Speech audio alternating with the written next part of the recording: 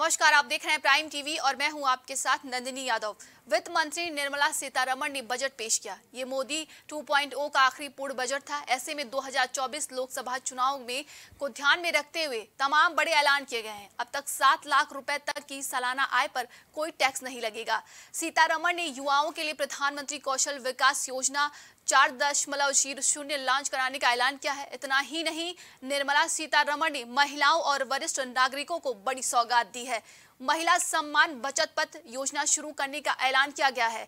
इसके अलावा किसानों, युवाओं और छात्राओं के लिए बड़े ऐलान किए गए हैं। निर्मला सीतारमण ने कहा कि अमृतकाल का पहला बजट है। उन्होंने कहा कि भारत की अर्थव्यवस्था सही दिशा में चल रही है और सुनहरे भविष्य की ओर अग्रसर है। निर्मला सीतारमण ने कहा कि दुनिया भारतीय अर्थव्यवस्था को चमकाता हुआ सितारा माना जा रहा है। दुनिया में भारत का कद बढ़ा है। और इस खबर पर अधिक जानकारी के लिए हमारे साथ संवाददाता विभांशु जुड़ेंगे। विभांशु, देखा जाए जिस तरीके से आज पूरे बजट पे देश की नजर थी वो पेश कर दिया गया है। जी नंदनी, आपको बता दें कि देश के वित्त मंत्री निर्मला सीतारमण के द्वारा 2019 से लगातार 5वां बजट पेश किया गया है। साथ ही अगर बात करें तो देश की आज़ादी के बाद ये 75वां बजट है। इसमें अगर बात की जाए तो तमाम ऐलान किए गए, साथ ही साथ हर एक वर्ग को ध्यान देते हुए हर एक वर्ग को सौगात दी गई।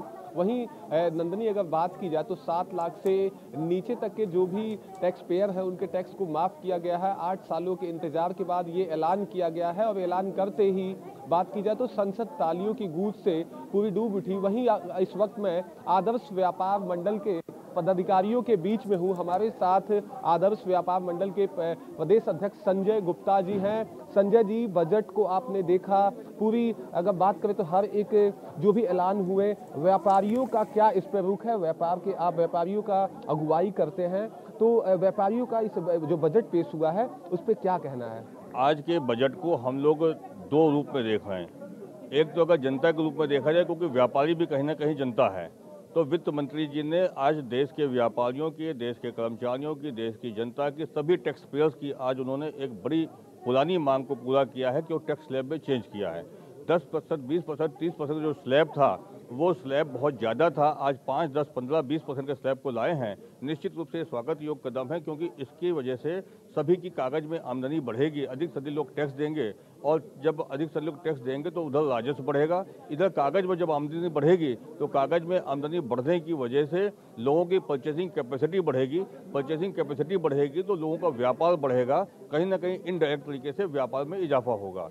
लेकिन जो हम लोगों की पुरानी मांग थी, जिसको हम लोग ये मान रहे थे कि आज ई कॉमर्स के लिए कोई पॉलिसी आएगी, आज रिटेल ट्रेड के लिए कोई पॉलिसी आएगी, सीसीटीवी कैमरे की कोई योजना आएगी, पेंशन योजना कोई आएगी, उस पक्ष से आज हम लोग को निराशा लगी है। लेकिन चूंकि वित्त मंत्री जी ने आज देश के लिए एक बड़ा रास्ता खोला है, मैं इसको इस रूप में देखता हूँ कि टैक्स स्लैब में जो चेंज किया है ये भविष्य के लिए एक बहुत बड़ा रास्ता उन्होंने बनाया है। उत्तर प्रदेश आदर्श व्यापार मंडल वित्त मंत्री जी का इस कदम के लिए धन्यवाद देता है, बधाई देता है, स्वागत करता है कि उन्होंने एक अच्छा और बड़ा काम किया है। इससे देश में लोगों की आमदनी बढ़ेगी, क्योंकि ऐसा नहीं कि देश में पैसा नहीं था। आप देखेंगे लगातार लग्जरी गाड़ियां बढ़ रही हैं, बड़े बड़े बंगले बढ़ रहे हैं, अच्छे अच्छे स्कूलों में बच्चे पढ़ रहे हैं, लोग खूब घूमने भी जा रहे हैं, लेकिन लोग टैक्स देने से बचते थे। केवल 140 करोड़ की आबादी में आज बताया गया कि 6.5 करोड़ लोग केवल टैक्स देते हैं। तो ये कहीं ना कहीं चिंता की बात थी। आज के टैक्स स्लैब में चेंज होने से मुझको लगता है कि अगले बार ये डबल डिजिट में लोग रिटर्न दाखिल करने का काम करेंगे। अच्छा संजय जी, आप सभी व्यापारी हैं, व्यापारियों की समस्याओं पे बात करते हैं। बात की जाए तो यूपीआई यानी कि मोबाइल पेमेंट में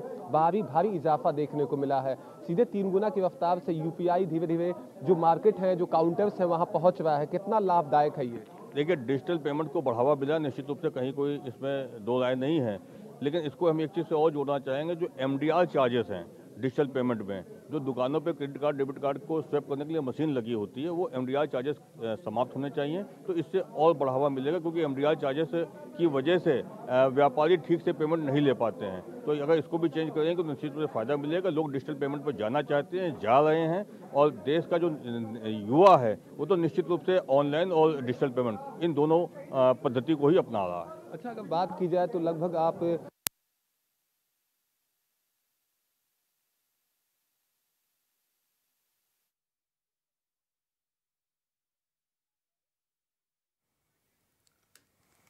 तो वहीं आज निर्मला सीतारमण ने बजट पेश किया है। आपको बता दें कि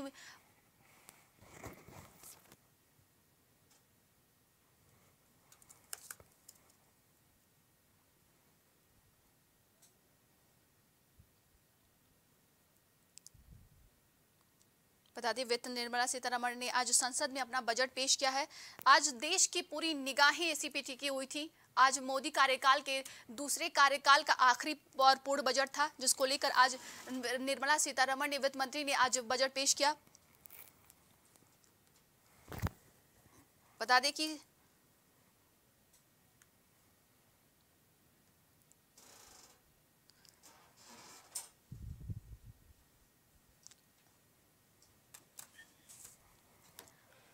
दें कि वित्त मंत्री निर्मला सीतारमण ने आज अपने बजट में कुछ ऐसी तमाम लगातार संबोधन में अपनी प्रमुख बातें कही हैं। आपको बताते हैं कि उन्होंने साल में ये बात बोली है कि भारतीय अर्थव्यवस्था एक चमकता सितारा साबित हुई है।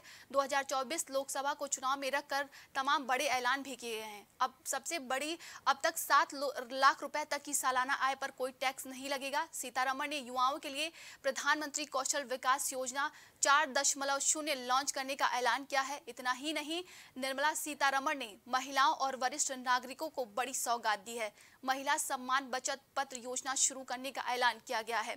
इसके अलावा किसानों, युवाओं और छात्राओं के लिए बड़े ऐलान किए गए हैं। निर्मला सीतारमण ने कहा कि अमृतकाल का पहला बजट है।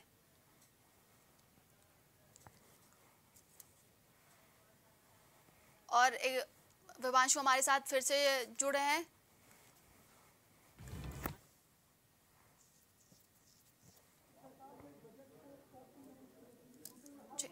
विभांशु, देखा जाए तो व्यापारी मंडल में किस तरीके से इस पूरे बजट को देखा जा रहा है?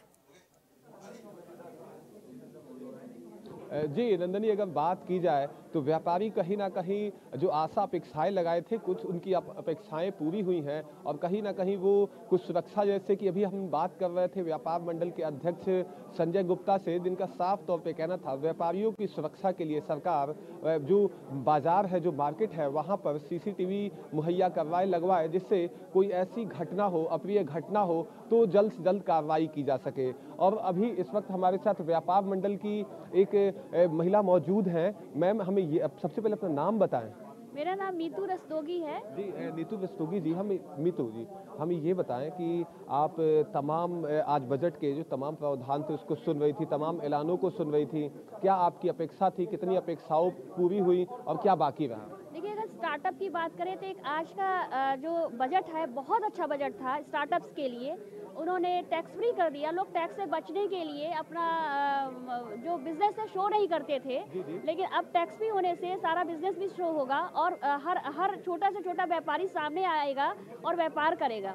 और दूसरी बात है, मैं सोलर में क्योंकि डील करती हूँ, जो सोलर में अपेक्षा कर रही थी कि हमारे गवर्नमेंट की तरफ से हमारा जो बजट अभी पास होगा उसमें कुछ हमारे सोलर के लिए, ग्रीन एनर्जी के लिए कुछ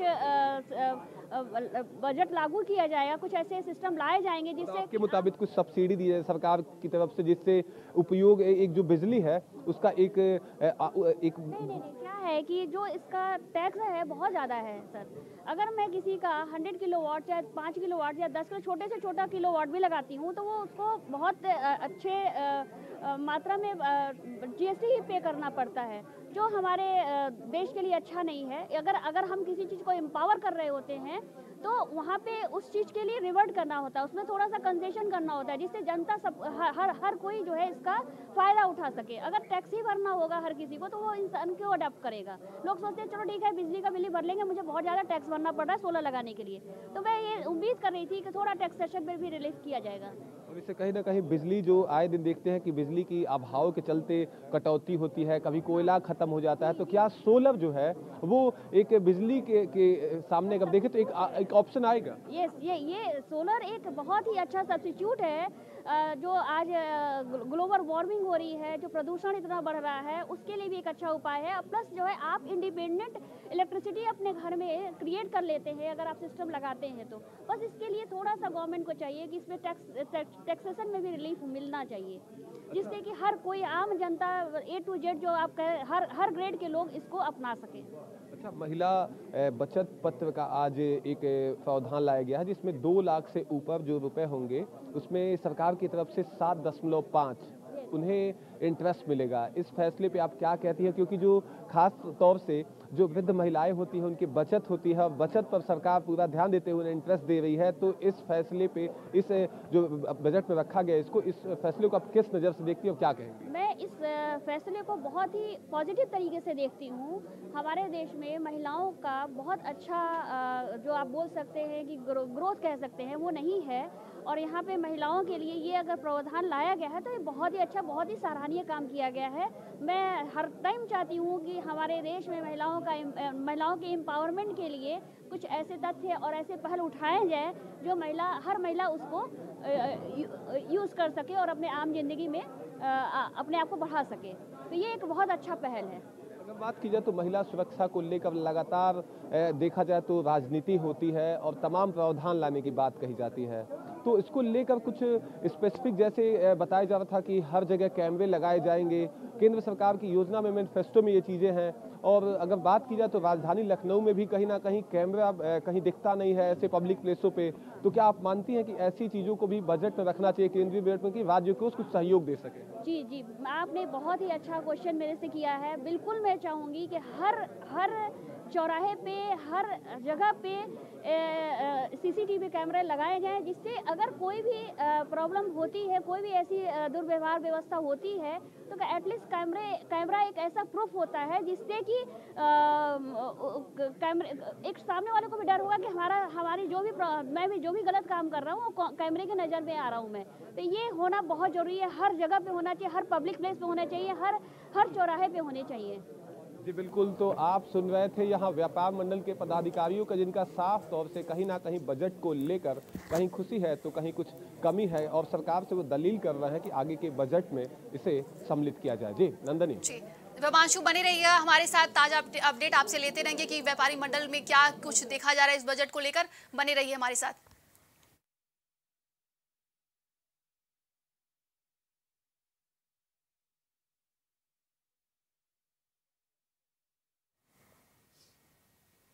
इस खबर में बस इतना ही। देश दुनिया की तमाम खबरों के लिए देखते रहिए प्राइम टीवी। कुछ भाव पुष्प। आप देख रहे हैं प्राइम टीवी, सच साहस सरोकार।